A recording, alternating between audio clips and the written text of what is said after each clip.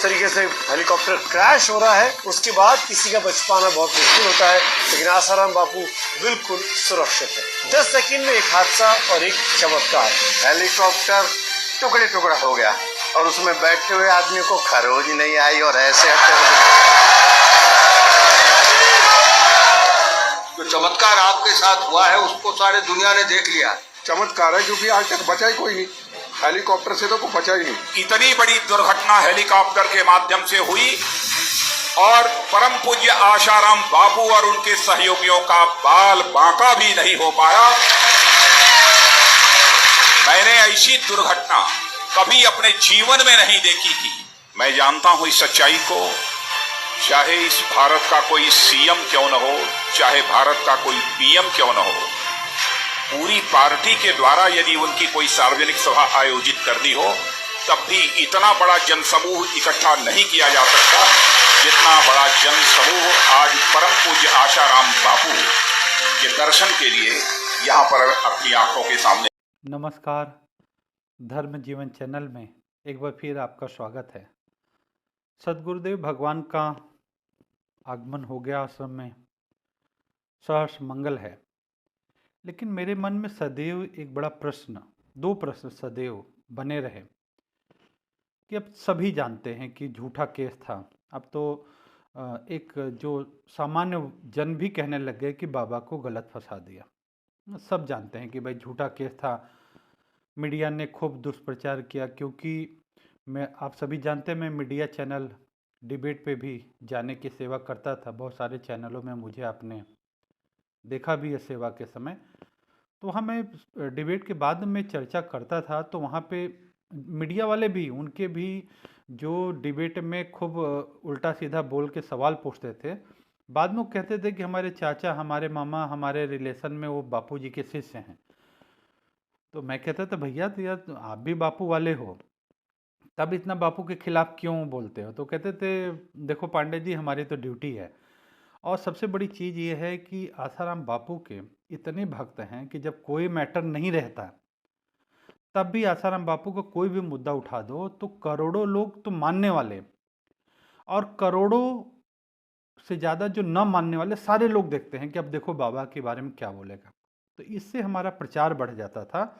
और भैया बाबा जी तो वो कहते थे कि वो केक हैं कि जहाँ भी छुरी चलाओ माल आना ही है, इतना बाबा की प्रसिद्धि थी। तो मैंने कहा यार बताओ, बाबा के नाम प्रसिद्धि है, बाबा के नाम आप कमा रहे हो, बाबा की बुराई कर रहे हो, ताकि सारा मीडिया बाबा के पीछे क्यों पड़ा है? उन्होंने बोला पांडे जी दो बात है। एक तो टीआरपी तो है ही कि भाई जो पब्लिक जो कह रहे हैं कि जो बिकता है वही दिखता है, उनके शब्द थे जो बिकता है। आज बाबा जी का नाम बिक रहा है भाई। आप कोई भी चैनल उठा लो, कोई चैनल जो बाबा जी के नाम पे कुछ दिखाएगा नहीं, क्योंकि अगर अच्छा अच्छा ही दिखाते रहेंगे तो एक ही पक्ष देखेगा। अब हम जो गलत दिखा रहे हैं तो मानने वाले देख रहे हैं और नहीं मानने वाले भी देख रहे हैं कि क्या दिखा रहा है, तो इसीलिए दिखा रहे हैं। और एक दूसरी चीज़ उन्होंने बताई, बोले देखो इतने सारे धर्माचार्य महात्मा हैं, सब लोग टीवी पे उनका जो ऐड प्रोग्राम चलता है उस पर वो लोग टीवी के चार्ज पैसा होता है, पैसा देते हैं।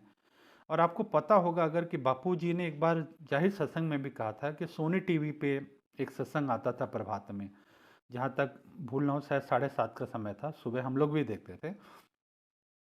बोले उस टाइम पे बाबा जी एकमात्र ऐसे संत थे जो मीडिया से दबते नहीं थे, बल्कि मीडिया से उन्होंने उल्टी रॉयल्टी मांग ली थी। और बापू जी ने एक बार सत्संग में बोला था कि इस बार सोनी टीवी से 1.25 करोड़ रुपए आए तो गरीबों के जो भजन करो भोजन पाओ दक्षिणा ले जाओ योजना, उसमें गरीबों के काम आएंगे। तो बाबू तो दबंग बापू हैं, वो क्यों किसी से दबे? सत्य साथ में था। मीडिया वाले उल्टा बाबू को पैसा दे करके उनका सत्संग चलाते थे और बाकी सब लोग अपना पैसा दे के अपनी बात समाज के सामने लाते थे। तो मीडिया भी परेशान था कि भाई इनके यहाँ कुछ मिलता नहीं, ज़्यादा बोलो तो उल्टा पिटाई करके भगा देते हैं, बहुत सारी बातें थी। राजनेताओं की बात आई कि भाई क्यों फलाने उनको सन इतने में भारत छोड़ो बोल दिया, पप्पू बोल दिया, ऐसा क्या ज़रूरत थी? क्योंकि मैं बहुत सारा समय मैंने राजनेताओं और बड़े बड़े ऑफिसों में बिताया, भाई आखिर कहीं कुछ रास्ता मिल जाए, बहुत समय मैंने लगाया तो कई सारी बातें जानने को मिली। लेकिन फिर भी मेरे मन में दो प्रश्न बहुत रहे जो आपके सामने रख रहा हूँ गुरुदेव के आने के बाद। पहला प्रश्न ये था कि ये सब मानते हैं गुरुदेव निर्दोष हैं, ठीक है, झूठा केस बनाया है। और जैसा मैंने बताया था कि उस समय जब जंतर मंतर सेवा थी, उस समय के कुछ वहाँ पे तो अनेक किस्म के लोग आते रहते, तो उस समय कुछ लोग आए थे, बोले थे कि अगर आप सेटिंग करा दो तो जो पूरा केस है कि बाबा ने एक नाबालिग बच्ची के शरीर पे गलत नीयत से हाथ घुमाया, नाबालिग के नाते पॉस्को में बलात्कार बोला जाता है, तो हम सिर्फ शरीर में से एक छोटा और बड़ा स का अंतर करके हम आपका काम करा देंगे। मैं कहा वो क्या होगा? बोले तब हम करा देंगे। बाबा ने बच्ची के शरीर पे नहीं, सिर पे हाथ घुमाया। अब बच्ची नाबालिग थी, घबरा गई, इसलिए उसने सिर को शरीर बोल दिया। और देखो सेटिंग से सब होता है, बात निपट जाएगी। लेकिन बापू हैं, बापू तो बापू हैं, गलत सिद्धांत से समझौता तो शायद होता नहीं, और वहाँ तक बात पहुँची नहीं पहुँची एक विषय रहा, वो तो चलिए जो भी होनी प्रबल थी। लेकिन मेरे मन में ये सवाल रहा हमेशा से कि भाई निर्दोष बापू हैं, ठीक है, और ठीक है कितना भी परिवार वो रहा हो, लेकिन ये जो बापू के आभा प्रभाव के सामने राज सत्ता या नेता का वो महत्व तो नहीं है कि कोई इतना कर ले, फिर इतनी निंदा कुप्रचार आखिर क्यों हुआ? ये हम कहें नेता ने किया तो एक बात अधूरी रहती, मीडिया ने किया तो अधूरी रहती है, पूरी बात समझ नहीं आ रही थी। और ये मन में बहुत प्रश्न। और दूसरा मुझे लगता था एक प्रश्न ये था, दूसरा प्रश्न ये था कि जिन विचारों ने ये झूठी, मतलब मीडिया वाले, मैं बोल रहा हूँ कि यहाँ तक कि जो सवाल पूछना होता था वहाँ पे हम जाते थे, होता था कि भाई आप मेरे साथ जो लोग, गाड़ी आती थी उनकी, गाड़ी उनका, बैठना उनका, सारी व्यवस्था उनकी, वहाँ जाते वो पूछते थे हाँ पांडे जी, अरे हरिओम हरिओम, आप अच्छा मैं पूछता आप, हाँ अरे आप कैसे हो? अरे आज इन्होंने बोला कि भाई बाबा के विपक्ष में लोग नहीं हैं, तो आज आप विपक्ष में बैठ जाओ, आज मैं विपक्ष में बोलूँगा। मतलब जो विपक्ष में बोलने आया उसको भी बोला गया कि भाई आज पक्ष वाले लोग ज़्यादा हो गए, विपक्ष में कम, आप विपक्ष में आ जाओगे तो आपको बोलने का ज़्यादा टाइम मिल जाएगा। तो जो विपक्ष में बोल रहा है बाबा के खिलाफ, उसको भी बाबा से कोई मतलब नहीं है, मतलब उससे बाबा से उसको दोष नहीं, लेकिन उसको टीवी पे अपना नाम चमकाना है, इसलिए विपक्ष में बोलने आया। अब मेरे मन में आता है, जाने अनजाने जिन्होंने भी संत की निंदा करी, देखिए अगर नानक भगवान की बात को देखिए और शास्त्रों की बात देखें तो साफ बात आती है कि संत का निंदक महाहत्यारा, संत का निंदक परमेश्वर मारा। अब मुझे लगता है देखो मीडिया को देख के बहुत सारे लोग ने अनजाने न चाहे भी उन पे ऐसा कुप्रचार रहा, उन्होंने निंदा करी। अच्छा बहुत बेचारे भोले भाले साधक ऐसे वो कुप्रचार में आके किसी ने माला छोड़ दिया, किसी ने आसन छोड़ दिया, कोई स्वरूप गए दिया है, लेकिन किसी के ना आप मानोगे जिसने निंदा किया संत की, कहते हैं ना जो बीज आपने रोपा है वो वृक्ष बनेगा, और निंदा का बीज रोपा है तो निंदा का वृक्ष बनेगा और तपन देगा, बहुत तपन देगा।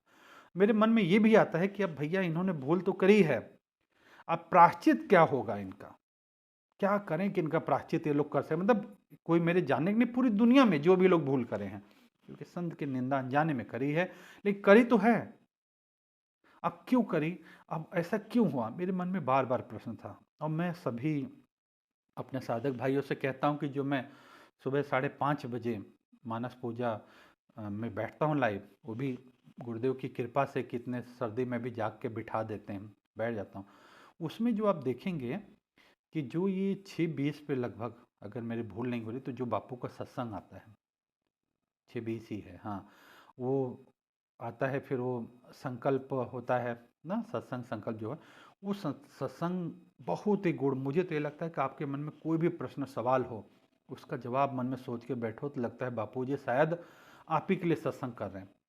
अब मेरे मन में बड़ा उधेड़-बुन चल रहा था कि भाई वो ठीक है, लेकिन धर्म और सिद्धांत क्या कहता है कि संत की निंदा इतनी हुई क्यों? क्योंकि अब उसमें और चर्चा करेंगे, मैं बहुत गंभीर विषय है, फिर इसलिए मैं लेके आया हूँ। तो उसी दिन, अब मुझे लग रहा है शायद आप लोग ने भी सुबह का सत्संग जो सुना होगा, तो अगर मैं गलती ना करूँ शायद बुधवार की बात होगी, आज गुरुवार है, बुधवार कल की बात कह रहा हूँ, सत्संग आया। उसमें देखिए जो संत चरित्र और कथा वाली बात आई, तो उसमें एक कथा हमने सुनी, एक महात्मा थे, याद आ जाएगा अगर जिन्होंने सुबह का सत्संग सुना होगा, गुरुदेव के सत्संग से बात है। महात्मा थे, उन बहुत सत्यनिष्ठ थे, बहुत ही मतलब लोगों के लिए दया भाव था कि बस उनका मन में रहता था कि बस तुरंत लोगों का कल्याण हो जाए, लोग पार हो जाएं जन्म मरण से। बहुत सत्यप्रिय थे, उनको सत्यनिष्ठ बाबा सब कहते थे, सत्यनिष्ठ बाबा थे। और वो अपने सत्संग जो लोग आते वो कहते थे भैया आप परमात्मा को मंदिर, मस्जिद, चर्च, गुरुद्वारे में ही मत ढूंढो, केवल वहाँ मत देखो कि वहाँ परमात्मा, वहाँ गए आपने अच्छा काम किया, बाहर आगे परमात्मा नहीं। नहीं, परमात्मा आपके अंतर हृदय में बैठा हुआ है, वहाँ स्वरूप है। वहाँ जाने का मतलब है कि आपकी उसकी याद ताज़ा हो जाए, लेकिन वो दिन भर बैठा है। और कहीं सीसीटीवी लगा रहता है, लिखा रहता है कि आप सीसीटीवी निगरानी में हैं, तो आप थोड़ा सावधान होते हैं। और उसका सीसीटीवी तो कभी बंद ही नहीं होता, वो तो सब देख रहा है। तो आप अपने कर्म को ध्यान रखो और बाहर मत ढूंढो, ये मत सोचो बाहर है। और देखो बाहर का परमात्मा का तो वो पुजारी के समय अनुसार है, जब पुजारी का मन करेगा कपाट बंद कर देगा, भाई समय हो गया भगवान आराम करने का। आराम क्या, पुजारी जी को आराम करना है, भगवान को आराम करा दिया, कपाट खोला, भगवान के दर्शन हो रहे हैं। लेकिन इस अंतर मन के परमात्मा का तो कपाट बंद होता ही नहीं, वो तो सब देख रहा है, बच के रहो। अब लोग भाई सत्य बात सुनते थे, दृढ़ हो जाते थे। अब इससे लोग क्या होता था कि भाई अपने तत्व में आ जाते थे कि भाई बाहर नहीं, ईश्वर अंदर है, हर वक्त देख रहा है, लोग स्थिर हो जाते थे। एक दिन एकांत पा करके कलयुग आया, महाराज के पास साधुगण भेष भर के। बोला महाराज जी प्रणाम। प्रणाम किया कलयुग ने। महाराज जी बोले हाँ बताओ। बोले महाराज मैं कलयुग हूँ। महाराज बोले अच्छा बढ़िया है भैया, बताओ कैसे आना हुआ। बोला महाराज जी देखो, ब्रह्मदेव ने ये जब कलयुग युग बना, सतयुग बनाया, त्रेता द्वापर कलयुग बनाया, तो उसमें ब्रह्मदेव ने कहा था, जब सतयुग से कहा कि भैया मैंने स्वर्ग भी बनाए हैं, वैकुंठ बनाया, नर्क भी बनाया है, स्वर्ग भी बनाया, नर्क भी बनाया है। तो अब अगर सब स्वर्ग में जाएंगे तो नर्क का विभाग खाली रह जाएगा, कुछ तो ऐसे लोग हों जिन्हें इधर भी भेजो। सतयुग ने कहा नहीं महाराज, इस सतयुग में धर्म चारों चरण में। सतयुग बोला मैं पिताश्री ये आपका इसमें सहयोग नहीं कर पाऊंगा। त्रेता की पारी आई, त्रेता बोला कि देखो मैं भी अपने बड़े भैया का अनुसरण करूंगा, और मेरे यहाँ भी बहुत कम है, और जो भी त्रेता में भी जिनका वध मतलब मेरे द्वारा ईश्वर के द्वारा होगा तो उसको तो मुक्ति मिल जाएगी, वो नरक में क्यों जाएगा, वैर रखेगा ईश्वर के प्रति, तो वहाँ भी बहुत कम संभावना है, शायद कोई आयता है, नहीं तो वहाँ भी नहीं। द्वापर आया, द्वापर से बोले देखो, द्वापर बोला कि हाँ थोड़ा लोगों का नीचे समय आएगा, लेकिन आप सोचो कि भर जाए, आपका काम चलने लग जाए, इतनी तो संभावना नहीं है। हाँ कुछ मैं जरूर प्रयास करूंगा कि कल जो नरक में भी कुछ लोग जाएं। अब आई बात कलयुग की, तो कलयुग बोला कि पिताश्री ब्रह्मदेव को आप चिंता ही मत करो, मेरे राज्य में तो शायद ही कोई पार हो पाएगा, नहीं तो मैं ऐसा फांसा डाल के रखूंगा कि सब के सब घूम फिर के आपके यहाँ, मैं आपके यहाँ कमी होने नहीं दूंगा, एकदम लाइन लगी रहेगी, खूब कूटो, उसमें गड्ढे में डालो, अग्निकुंड में झोंको, कांटे पे फेंको, भाले से भोंको, जो मर्जी करो, खूब मतलब मटेरियल पूरा मिलते रहेंगे। कलयुग कह रहे मैंने पिताजी को वचन दिया है, आप मेरे कार्य में, कलयुग ने बोला महाराज को, आप मेरे कार्य में बाधा डाल रहे हो, आप लोगों को सीधे आत्मा में परमात्मा दिखा दे रहे हो, लोग कर्म बंधन से छूटने का रास्ता ढूंढ रहे हैं, भय से उनको हर वक्त लग रहा है जागृत अवस्था में आ जाएंगे, तो ये बताओ उन पे न तो सतयुग का असर, न द्वापर का, न त्रेता, न कलयुग का होगा, तो मेरे यहाँ पे जाएगा कौन। महाराज जी सुनो, आप सत्यनिष्ठ हो, आप कथा सुना दो ताकि कथा में बैठे उनको अच्छा लगे, कथा से बाहर आए फिर अपनी दुनिया में रहें वो। आप सीधे आत्मा परमात्मा की बात बता के उनको मेरे प्रभाव से मुक्त मत करो, नहीं तो फिर मेरा ही जब काम बंद हो जाएगा तो मैं। और बोला महाराज जी देखो आपसे मैं, तो महाराज जी बोले कि देख भैया, मेरा कोई उद्देश्य नहीं है कि मेरे यहाँ भीड़ बढ़ जाए, मैं लोगों के मन का बोलूँ, मेरे को मठ मंदिर और आश्रम बढ़ाने हैं, बिजनेस चलाना नहीं, मेरा तो उद्देश्य है कि लोग जल्दी से जल्दी पार हो जाएं। और सतगुरुदेव भगवान का सत्संग आप सुनो, बापू भी यही कहते हैं कि बस तुम पार हो जाओ, हर सत्संग में यही आता है कि पार हो जाए, बहुत कठिन है आगे। आप सोचो कलयुग के प्रथम चरण में जब ये हाल है तो आगे क्या होगा। गुरुदेव का भी यही सत्संग आता है। कलयुग ने बोला महाराज अब देखो, अगर आप ऐसे करोगे तो आप एक बात समझ लो, मेरा राज्य चल रहा है और ये नियम होता है, जिसका राज्य चल रहा है उससे वैर नहीं लेना चाहिए। महाराज बोले भैया अगर तू मानता है, देख मैं आत्मा में रहता हूँ, तो ये आत्मा का राज्य है और मैं आत्मा में रहता हूँ। मुझे सतयुग आया चला गया, त्रेता आया चला गया, द्वापर आया चला गया, कलयुग आएगा वो भी चला जाएगा, मुझे उससे फर्क नहीं पड़ेगा। मैं सत्य ही बोलूँगा और लोगों को सत्य ही बताऊँगा। कलयुग बोला महाराज मैंने तो आपको संत समझ के समझाने आया था, लेकिन एक बात समझ लो, जिसका राज्य हो उससे वैर नहीं लेते।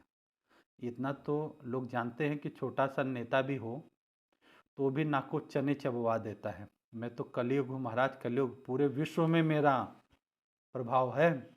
महाराज बोले तू तो खाली विश्व को देख रहा है, आत्मा का प्रभाव तो तीनों लोग ब्रह्मांड पार समस्त सृष्टि पे है, मैं उसमें वास करता हूँ, मुझे फर्क नहीं पड़ेगा। कलयुग नाराज हुआ और नाराज होने के बाद में बोला ठीक है महाराज अब आप देखना। महाराज बोले ठीक है भैया जा, तुझे जो उचित लगे वो कर लेना।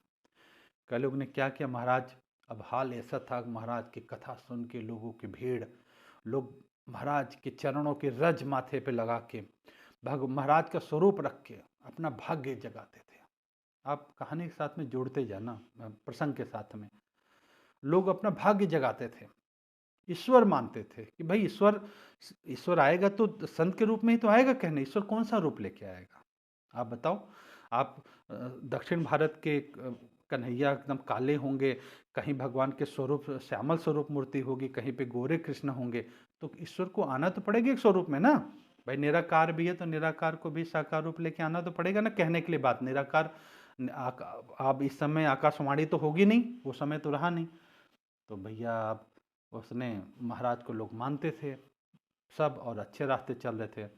एक दिन महाराज कथा कर रहे थे, अब कथा करते करते क्या हुआ कि अचानक कथा के बीच में एक व्यक्ति आया, उसने और बकायदा नाम लेके महाराज के शिष्य का नाम लिया और समय बताया कि महाराज फलाने समय को आपका एक शिष्य फलाने नाम का मेरे यहाँ से मछली ले गया, बोला महाराज जी मंगाए हैं, आपने मंगाया भी था पहले भी एक दो बार, और मैंने मछली भेजी, वो बोला कि अभी मतलब पैसा नहीं है, भक्त लोग आएंगे जो होगा और पैसा मिलेगा।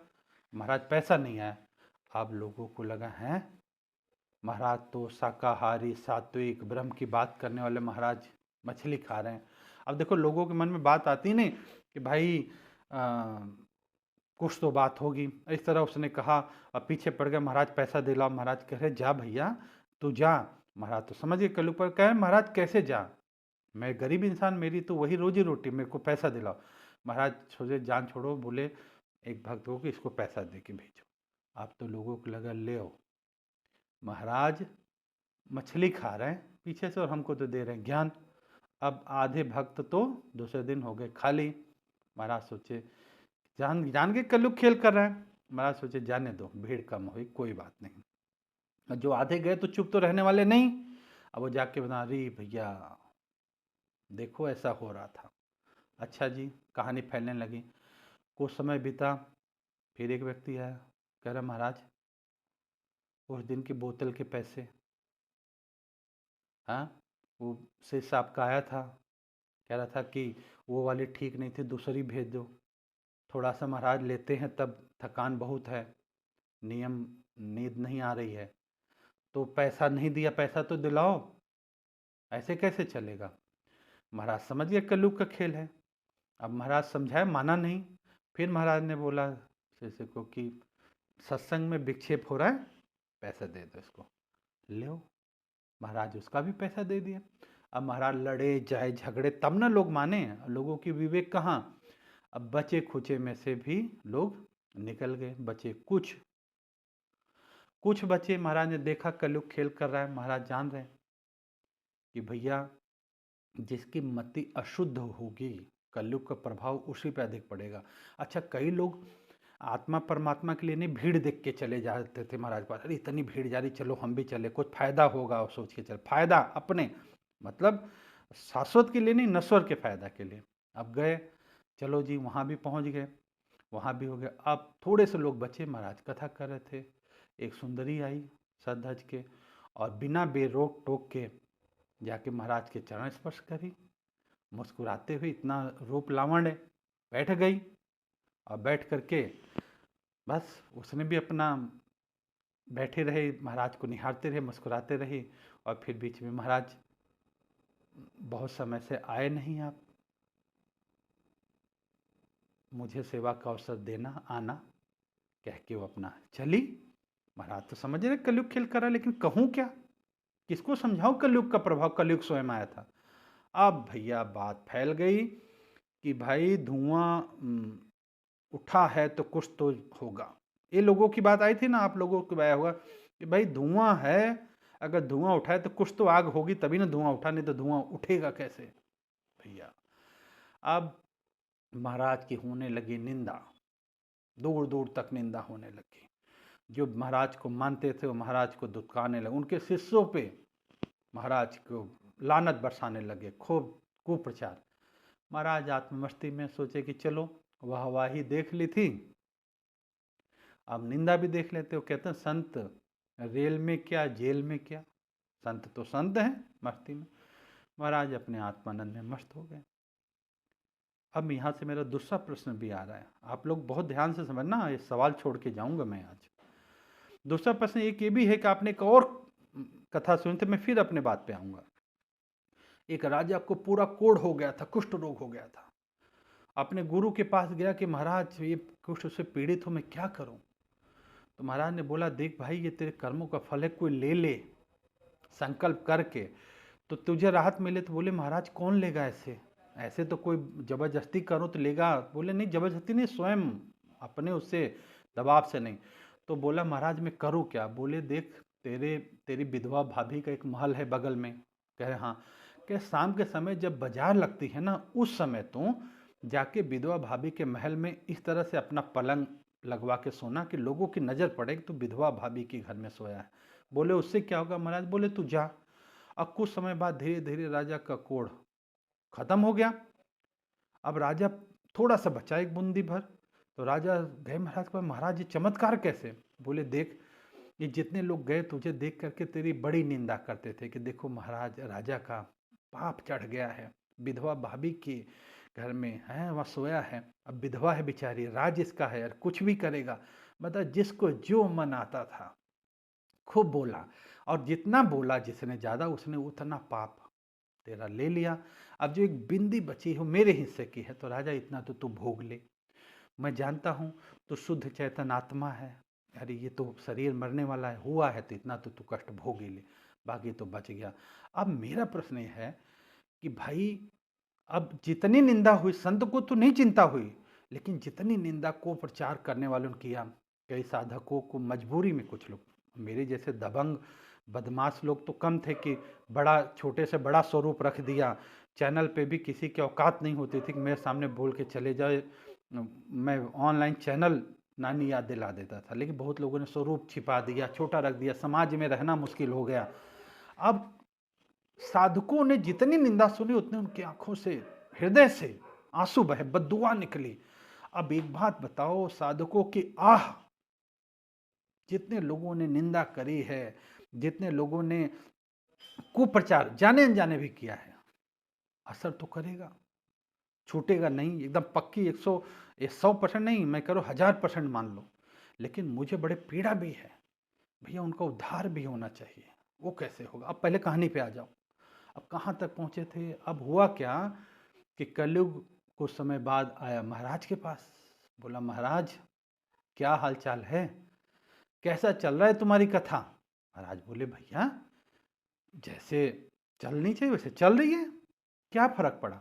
बोले महाराज जो आपको भगवान मानते थे, जो आपके पैरों के रज लेके माथे लगाते थे, ऐसे लोग बाहर देखो आप क्या हालत है, गालियां दे रहे हैं, आपके भक्तों पे दुनिया भर के ताने कर रहे हैं, अपमान कर रहे हैं। महाराज अब भी कह रहा हूँ आप मेरी बात मान जाओ, अगर आप बात मान लो ना, आपके जितने भक्त हैं उसका 2 गुना कर दूँ। महाराज बोले अच्छा ये प्रभाव भी कहें, बिल्कुल कर दूंगा। और ऐसा ही आपको एक ना इसमें मैं 2 वीडियो डालूंगा अभी पीछे, लगाऊंगा वीडियो, देखना। मेरे को मीडिया वाले ने एक जगह बात हुई थी, अब कोई साक्ष्य प्रमाण तो बचा नहीं, लेकिन बता देता हूँ। जैसे कलयुग ने बोला ना, सेम फिर आऊँगा कथा पे। मीडिया वाले ने बोला भाई बाबा को आप सेटिंग कर लो, इतना इतना जो भी है, अब वो शब्द मैं क्यों बोलूँ, इतनी की सेटिंग करा दो और देखो बाबा को ना दुनिया फूल बरसाएगी। मैं कहा भैया कैसे, इतना तो तुमने दुनिया की गंदगी बक दी सबके दिमाग में। कह रहे भाई एक बात बताओ, आसमान से हेलीकॉप्टर गिरा, टुकड़े टुकड़े हो गए, आग लग गई, और उसमें से भी बाबा निकल के, और तुरंत बाबा निकल के मंच पे डांस कर रहा है। उसके पीछे हुए इतने बैठे भक्त, किसी का कोई बाल बाक्य नहीं हुआ। तो ये तो कोई भगवान होगा तो ही हो सकता है, इंसान का तो है ही नहीं बस की बात। अरे तुम इधर पैसा दो, उधर देखो कि दुनिया फूल बरसा देगी, और इतना प्रेशर पड़ जाएगा गवर्नमेंट पे कि गवर्नमेंट उल्टा होके छोड़ देगी। लेकिन मुश्किल है कि यार आप लोग पैसा तो देते नहीं हो। अब मैंने कहा भैया बाबा हैं, वो बाबा जो है ना, किसी ने सुना था पानी की बोतल खरीद लिया था साधक ने, उसको इतना सुनाया था कि आश्रम से अगर जल लेके आता तो धर्म का पैसा नहीं बिगड़ता, तो तुम 20-10 रुपये 15 रुपये की बोतल के लिए जो है तुम इतना बड़ा बोल रहे हो, तो यहाँ बाबा के पास दाल नहीं गलेगी। वैसे कलयुग गया, बोला महाराज ये हेलीकॉप्टर वाला वीडियो आपने देखा होगा, नहीं देखा होगा तो उसमें डाल भी दूंगा, आप देखना, बहुत अच्छा बापू की देखा होगा। तो कलयुग ने बोला महाराज आपके जितने भक्त थे 2 गुना कर दूंगा। महाराज बोले अच्छा भैया तेरी एक लीला तो देख ली हमने, अब दूसरी भी दिखा दे। बोला अच्छा महाराज देखो आप। अब भैया 1-2 दिन बाद क्या हुआ, रास्ते पे कोढ़ ही पड़ा था, पूरा कोढ़ से छटपटा रहा था, चिल्ला रहा था। लोग आए घेर लिए, भाई क्या हुआ, कहाँ से आया। बोला भैया बहुत दूर से रात में घसीटते हुए चल के आया हूँ।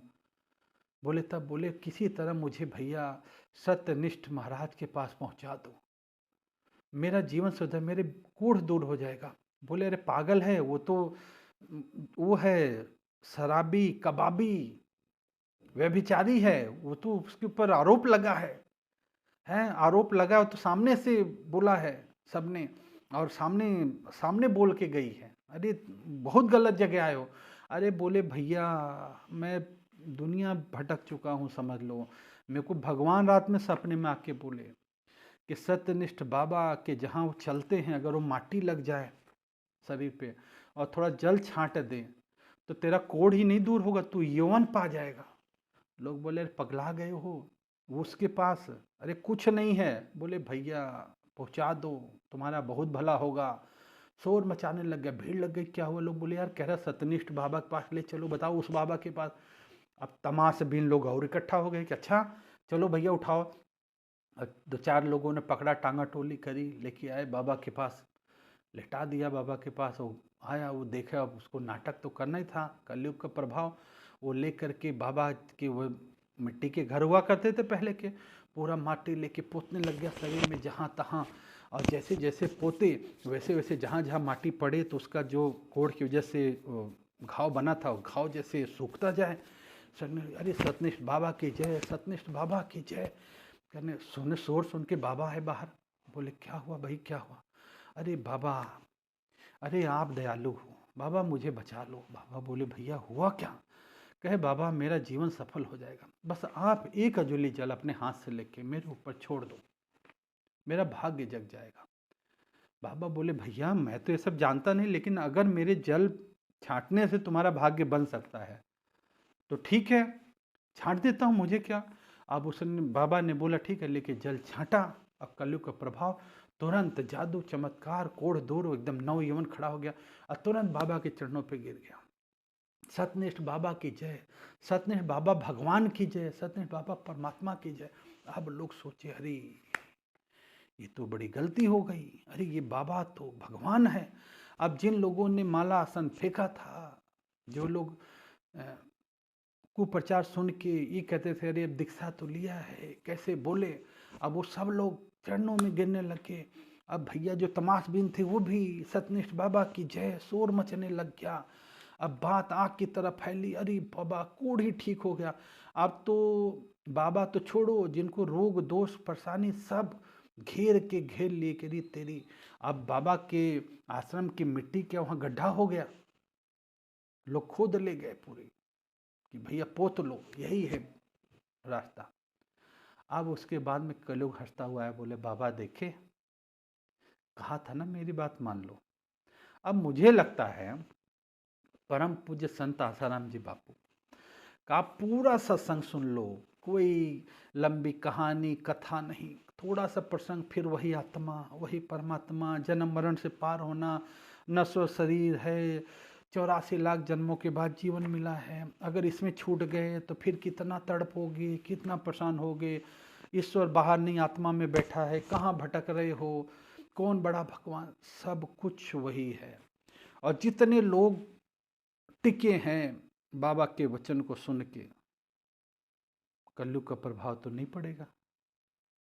अब कलयुग का धंधा हो रहा है मंदा, अब कलयुग है परेशान, तो कलयुग ने किया खेल, और उस खेल में जितने लोगों की मति गति अशुद्ध थी, उनके पाप थे, वो सब तो आगे फेरे में, और जो थे साफ सुथरा वो तो डटे रहे, कुछ भी हो जाए बाबा, जो दुनिया कुछ भी बोले, मेरे गुरु नंद राय हैं और टिके रहे। आज देखो दुनिया आज सब बोलने लग गए हैं कि अरे फंसा दिया था बाबा को। अरे कहाँ, तुम भी यार पहले ही ये सब जानते हो, ये सब पता ही है, पहले ही सेटिंग करनी चाहिए थी, तो जान रहे हो, तो कुछ केस कहाँ था। अब वही लोग कह रहे हैं।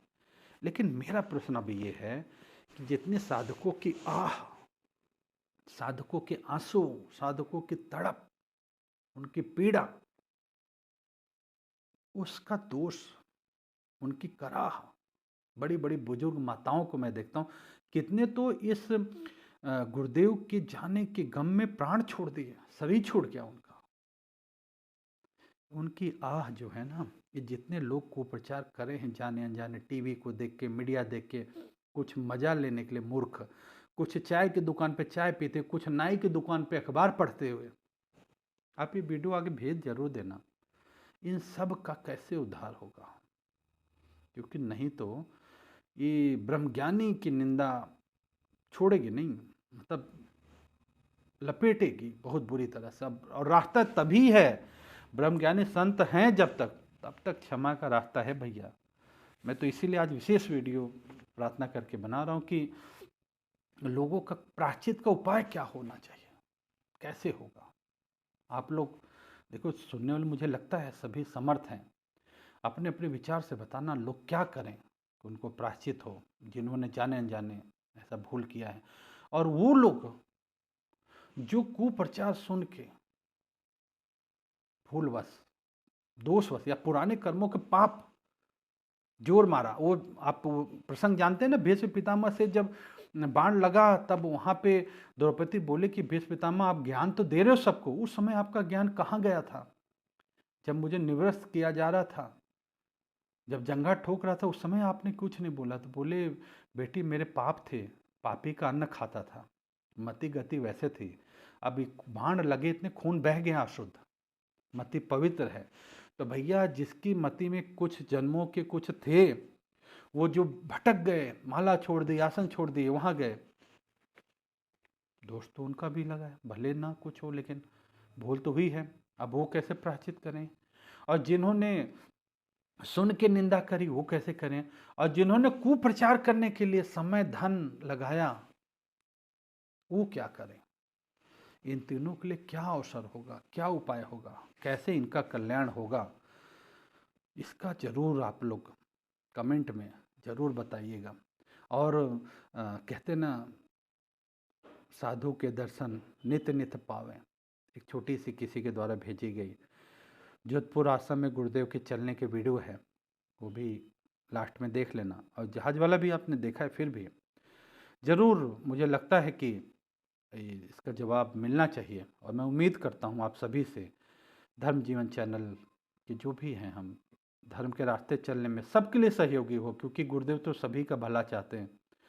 लेकिन गुरुदेव ऐसा तो कहेंगे नहीं कि आप आओ ऐसा करो। क्या करें लोग, आप ज़रूर कमेंट में बताना। और मुझे लगता है कि इस सवाल सबके पास तक पहुंचना चाहिए। जिन्होंने जाने अनजाने ये महापाप किया है वो प्रायश्चित भी अवश्य कर लें, छोड़ के ना जाएं कि उनके कहते हैं ना, एक कहावत कहते हैं कि बाढ़े पूत पिता के कर में खेती उपजे अपने धर्म में। ऐसा ही है ना कि माता पिता का जो पुण्य होता है बच्चों के साथ में आता है, ऐसे पुण्य के कर्म। तो ऐसा ना कि माता पिता अपना पीछे ये छोड़ जाएं बच्चों के लिए। तो जो है भैया, मैं तो समस्त भारत समस्त विश्व के लोगों को निवेदन करता हूँ कि आपसे अगर जाने अनजाने संत आसाराम जी बापू के बारे में निंदा, आज FIR की रिपोर्ट किसी ने डाला है, मैं नहीं कह रहा हूँ मैंने डाला है, किसी ने ऑनलाइन पढ़ी, आप जाके देखें, रिपोर्ट पढ़ेंगे दंग रह जाएंगे।